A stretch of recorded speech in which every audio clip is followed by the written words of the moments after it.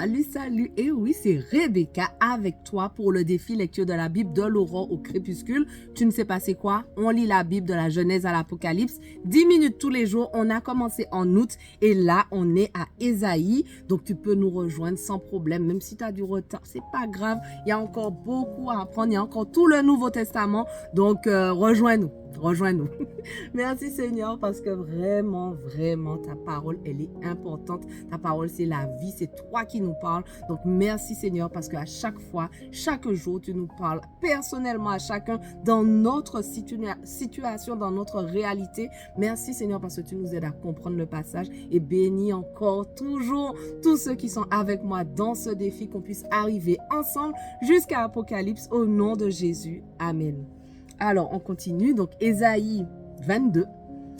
Menace sur la vallée de la vision. Qu'as-tu donc maintenant pour être tout entière montée sur les toits en terrasse, ô toi, cité bruyante et pleine de tapage, ville toujours en liesse, car ceux parmi les tiens qui ont été tués ne sont pas tombés par l'épée et ne sont pas morts au combat. Tes officiers se sont enfuis ensemble, ils ont été faits prisonniers par les archers. Tous ceux qu'on a trouvés ont été pris ensemble comme ils fuyaient au loin.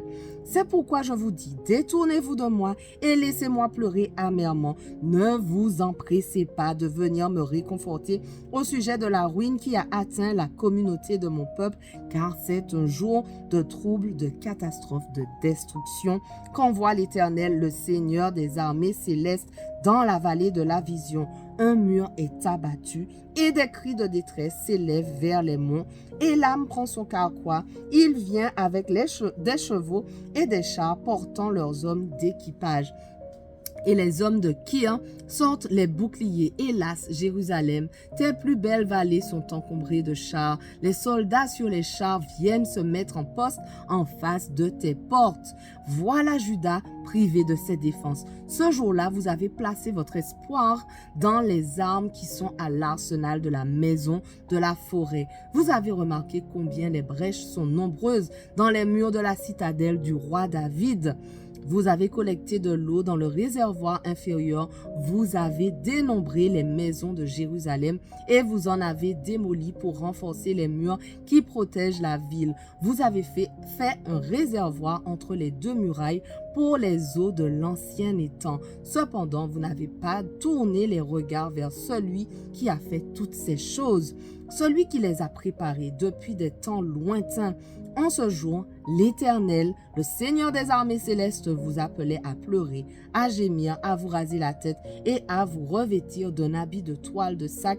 Mais au lieu de cela, c'est la joie et la liesse. On égorge des bœufs, on abat des moutons, des chèvres, on se gorge de viande, on boit du vin et l'on dit « Mangeons et buvons, car demain nous mourrons ».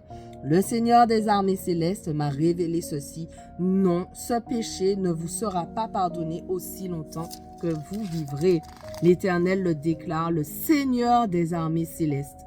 Voici ce que dit l'Éternel, le Seigneur des armées célestes. Va-t-on trouver cet intendant Shebna, le maître du palais? Dis-lui, qu'as-tu ici comme propriété ou comme parenté pour que tu te creuses un tombeau? Oui, que tu te creuses un tombeau en ce lieu-ci sur les hauteurs et que dans le roc tu te tailles une demeure. Voici que l'Éternel va te lancer au loin d'un geste de la main. Il va t'empacter et t'envoyer rouler comme une balle vers une vaste plaine. C'est là que tu mourras et c'est là que s'en iront les chars qui font ta gloire. Ô toi qui es la honte du palais de ton maître, je te renverrai de ton poste. Oui, je t'arracherai à ta situation. Et il arrivera en ce jour-là que je ferai appel à mon serviteur Eliakim, le fils de Hilkia. Je le revêtirai de ta tunique, je le ceindrai de ta ceinture et je lui remettrai ton pouvoir politique et il sera un père pour les habitants de Jérusalem et le royaume de Juda. Je le chargerai donc de la clé du royaume de David et quand il ouvrira, nul ne refermera et quand il fermera, personne ne l'ouvrira. Oui, je le planterai fermement comme un clou dans un endroit solide, comme un trône glorieux pour la famille de son père. Toute la gloire de sa parenté y sera suspendue. Les rameaux, les brindilles et tous les ustensiles depuis les bols et jusqu'aux jarres. En ce jour-là, déclare l'Éternel, le Seigneur des armées célestes, le clou planté dans un endroit solide cédera, cassera et tombera, et tout le fardeau qu'il portait se brisera. L'Éternel a parlé. Ésaïe 23. Menace sur Tyr. Hurlez navires au long cours, car votre port d'attache a été dévasté. Ses maisons sont détruites.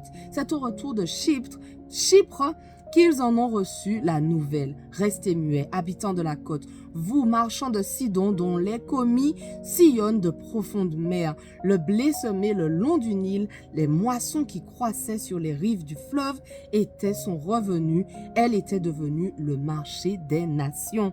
Sois confuse, Sidon, car la mer a parlé. Le refuge des mers dit, je n'ai pas eu de douleur, je n'ai pas accouché, je n'ai pas élevé de jeunes gens, je n'ai pas élevé de jeunes filles. Lorsque l'Égypte en sera informée et lorsqu'elle apprendra le sort de Tyr, elle sera saisie d'angoisse. Fuyez jusqu'à Tarsis, poussez des hurlements, habitants des régions côtières. Est-ce bien là votre cité joyeuse et dont les origines se perdent dans le temps? Est-ce bien là la ville qui s'en allait au loin fonder des colonies? Qui donc a décrété tout cela contre Tyr, qui distribuait des couronnes, elle dont les marchands vivaient comme des princes et dont les commerçants étaient considérés comme les grands de cette terre? Le Seigneur des armées célestes a décrété cela, afin que soit flétri l'orgueil de tout ce qu'on honore, pour que tous les grands de la terre soient rendus méprisables. Va, population de Tarsis, et cultive ton sol comme les Égyptiens dans la vallée du Nil. Le port n'existe plus, car Dieu a étendu la main contre la mer. Il a fait trembler les royaumes. Oui, l'Éternel a donné l'ordre de détruire les forteresses des Phéniciens.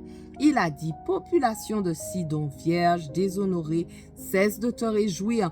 Debout, mets-toi en route, va t'établir à Chypre. Mais même là, il n'y aura aucun repos pour toi, car le pays des Chaldéens, qui ne sont pas un peuple, Assur l'a assigné aux bêtes du désert. Il a dressé des tours pour assiéger la ville, il en a rasé les palais et il en a fait des ruines. Hurlez navires au long cours, car votre forteresse est dévastée. Et il arrivera en ce jour-là que la ville de Tyr sombrera dans l'oubli pour 70 ans, aussi longtemps que dure la vie d'un roi. Ce délai écoulé, il en sera de Tyr comme de cette courtisane dont parle la chanson. Va et prends une lyre, fais le tour de la ville, courtisane oubliée, tâche de bien jouer et multiplie tes chants pour qu'on se souvienne de toi. Et il arrivera quand 70 ans se seront écoulés, que l'Éternel interviendra pour Tyr, qui retournera à ses gains et recommencera à se prostituer avec tous les royaumes de la surface de la terre. Mais ses gains, ses profits seront tous consacrés à l'Éternel. Au lieu d'être amassés, d'être mis en réserve, ces gains appartiendront aux hommes qui demeurent en présence de l'Éternel pour qu'ils puissent manger à satiété et s'habiller de vêtements splendides. Ésaïe 24. Oui, l'Éternel va dévaster la terre, il va la ravager, en bouleverser la surface, il en dispersera les habitants. Un même sort atteint le prêtre et le commun du peuple, le maître et son esclave, la dame et sa servante, vendeur et acheteur, emprunteur et prêteur, débiteur, créancier. La terre sera dévastée totalement, pillée de fond en comble, car l'Éternel lui-même a prononcé cette sentence. La terre se dessèche et se dégrade, le monde dépérit et se dégrade, les gens haut placés de la terre dépérissent aussi. La terre a été profanée par ceux qui y habitent, car ils ont transgressé les lois, altéré les commandements et violé l'alliance éternelle. À cause de cela, la terre se consume par la malédiction, ceux qui l'habitent emportent la condamnation, et c'est pourquoi ils se consument, il n'en subsiste qu'un petit nombre. Voilà, notre passage touche à sa fin, mais on continue dès demain. On ne lâche rien. Allez, sois béni.